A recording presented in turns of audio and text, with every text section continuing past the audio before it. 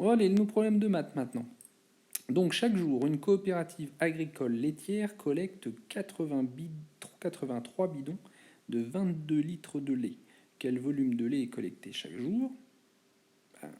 On a devant soi des bidons de lait. Dans chaque bidon de lait, il y a du lait. Et donc dans chaque bidon de lait, il y a 22 litres de lait. Si on veut savoir combien est-ce qu'il y a de lait en tout, il faudrait tout rassembler. Il faudrait compter le premier bidon 22 litres, encore 22 litres, encore 22 litres, encore 22 litres, autant de fois qu'il y a de bidons. On fait donc une addition qui se répète, 22 plus 22 plus 22 plus 22. Et ça, il faut absolument penser à la multiplication. On a 83 bidons. Et dans chacun de ces bidons, il y a 22 litres de lait. Et on est bien en train de compter des litres. Donc quel volume de lait est collecté chaque jour? Hop, hop, hop, litres de lait sont collectés chaque jour.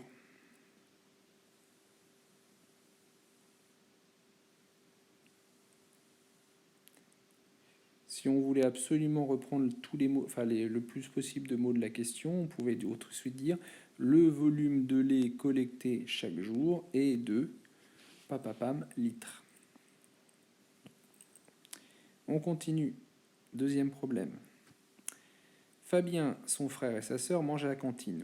Au mois de février, il y a seulement 9 jours d'école. Un ticket de cantine coûte 4 euros. Combien les parents de Fabien vont-ils payer pour la cantine au mois de février? Bon, il fallait juste penser que les parents de Fabien, ils vont payer pour Fabien, mais ils vont aussi payer pour son frère, et puis ils vont payer pour sa sœur. Et puis on peut supposer qu'ils mangent tous à la cantine. Du coup, ils sont 3. Ils vont payer tous la même chose.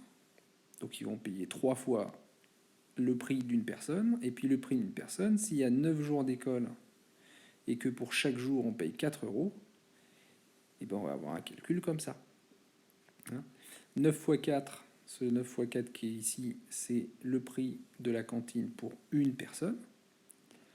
Et puis s'ils sont 3, ben il faut multiplier par 3. Donc les parents de Fabien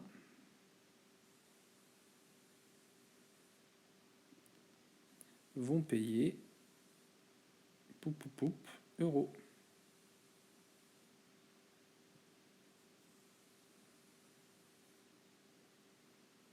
Voilà. Troisième problème. C'est joli ça. Troisième problème, la différence d'âge entre Catherine et son père est de 29 ans. Quel est l'âge de Catherine si son père a 48 ans? Donc, on en a un 48 ans. Catherine, elle est évidemment plus jeune. Et on connaît la différence entre les deux. On sait qu'il y a 29 années de différence. Quand j'entends différence, quand je dois faire la différence entre deux nombres, ou quand je connais la différence entre deux nombres, ça devrait me faire penser normalement à la soustraction. Il y a 48 ans pour le père de Catherine, et si j'enlève 29 ans, je devrais tomber sur l'âge de Catherine. L'âge de Catherine est papapam en, ou Catherine a. Voilà.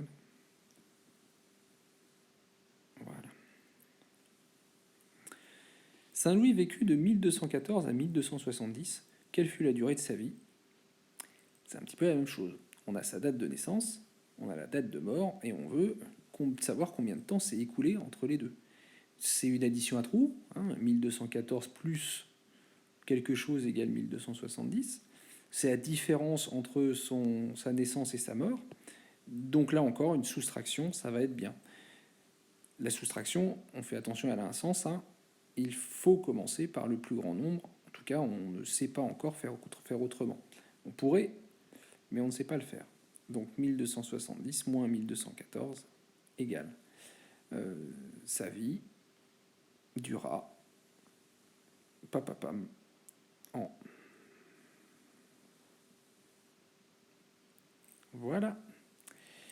Bon, je ne corrige pas la suite. Je vous laisse. Bon week-end.